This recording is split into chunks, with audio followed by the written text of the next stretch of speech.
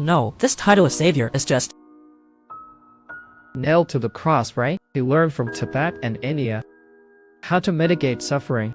He also learned to slow down the body's life process.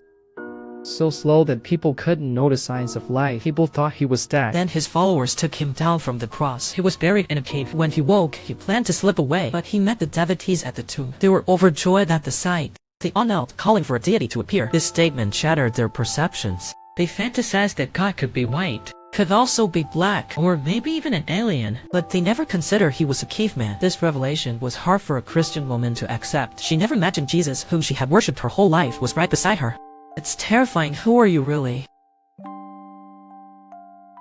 Clearly, nobody could accept that he was the savior. He replied that he wasn't anything extraordinary, nor was he particularly smart. He just lived a long time. He knows a bit more, that's all. For instance, he has 10 PhDs, covering any field of those present. Of course, he didn't cover psychology. It took him 170 years to earn these degrees. Because knowledge is always evolving. No matter how long a person lives, they cannot surpass their time. His understanding remains within this era. He cannot seek knowledge that hasn't been discovered. Sometimes, it's just about time. Anyone could do what he did in 0 years. He's not a genius. Just as everyone continued discussing, the psychologist suddenly pulled out a gun. He wanted to test if a man was immortal. I never said I wouldn't die, just that I won't age. I will die too. Of course, it was just a joke. He won't do something so risky. At that moment, the psychologist thought of something else. He asked if he still remembered his father or siblings. But after 0 years, he only remembers a silhouette. He doesn't even know whose silhouette it is. That's not a big deal now.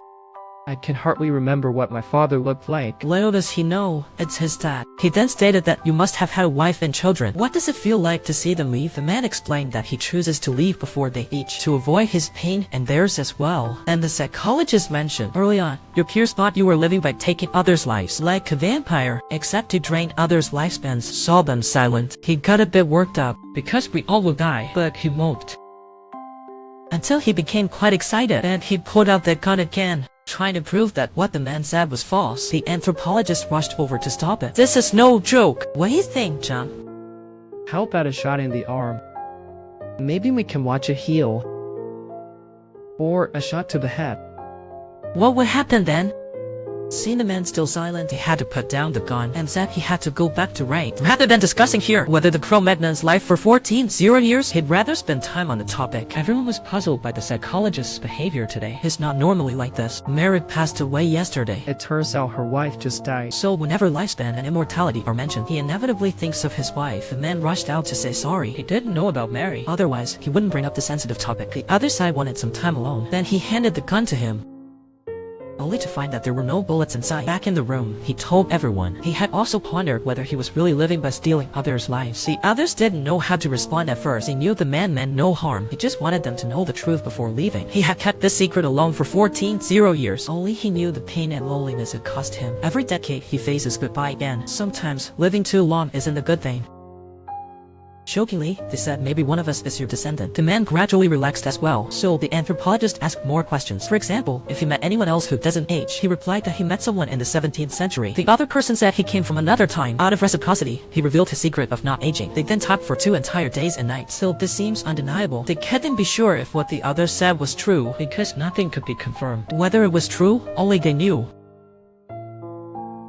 But he disappeared into the crowd at once. After telling the story, he turned and left. He met the psychologist on his way back. Both felt sorry for what had just happened. Then everyone started discussing again. Even after all this talk, they still refused to believe.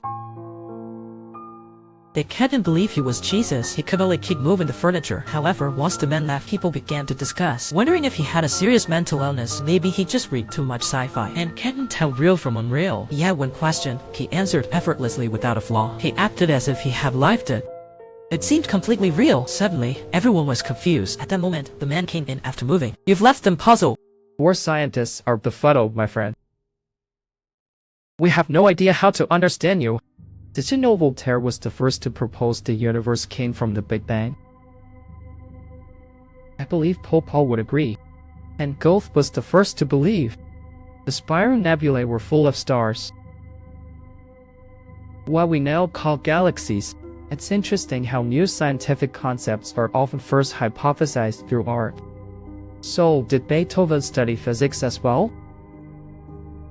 His words constantly challenged everyone's understanding, leaving them unsure of what to believe. So the archaeologist asked how Jesus got his name. The man claimed he had always called himself John, but as stories of his resurrection spread, people confused his name with Yohanan in Hebrew, which means God is gracious. He is seen as a God. This led to the idea that he was salvation.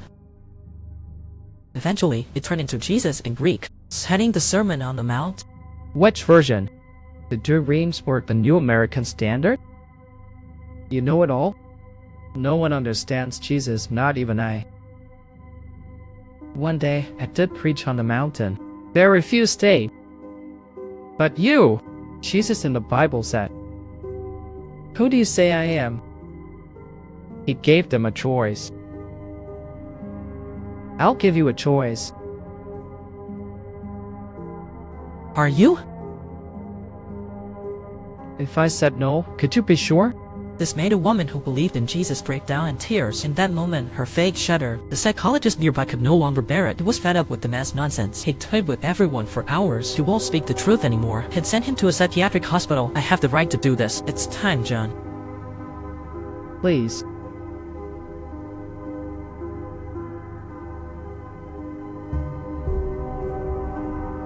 This is the end of the story. Everyone leave. What? This is a story. It's just a story. Oh my god. Another scam? Clearly, everyone has started to believe him because everything feels too real. This made everyone lose their minds. They began to accuse him of playing with their emotions. How could you treat us this way? I know. Each time I can't help but feel guilty, but I can't help but see if you can refute my claims. I have the best audience. Social and tech experts. Christian literalists. Psychologists, once said, people began to leave. The man continued with his move. The short-haired girl still believed he wouldn't use his friends like this, or just to prevent everyone from getting trapped in this con. After all, what he said is hard to believe. His friends weren't really angry with him. After a brief moment of thought, they reconciled once again. So, John Alderman. What other double meanings do you have? Many. Sean Pelly represents the Stone Age. Sean Savage signifies the wild man. It was truly mad 60 years ago. I was teaching at Harvard then. I am John Thomas Party. John Tea Party, Boston Tea Party. I see, yes I know. Wait. Boston. 60 years ago? John Party. You don't teach chemistry, right? Your mother's name is Nora. No, yes, no. He refused to acknowledge it to spare him pain. Clearly, he couldn't accept the reality. His father was his colleague for 10 years. He had just accused him of lying. Wait, you! You used to have a beard. Yes, you always liked to pull it. Immediately, he couldn't catch his breath. He collapsed from a heart attack. So the man promptly called for an ambulance, but it was already too late. They couldn't bring him back. Seeing his son die before him, he shed not a tear. Only guilt remained. He forgot sorrow long ago, forgot what it felt like to cry. In the end, he decided to leave with the woman, and a new 10-year cycle began.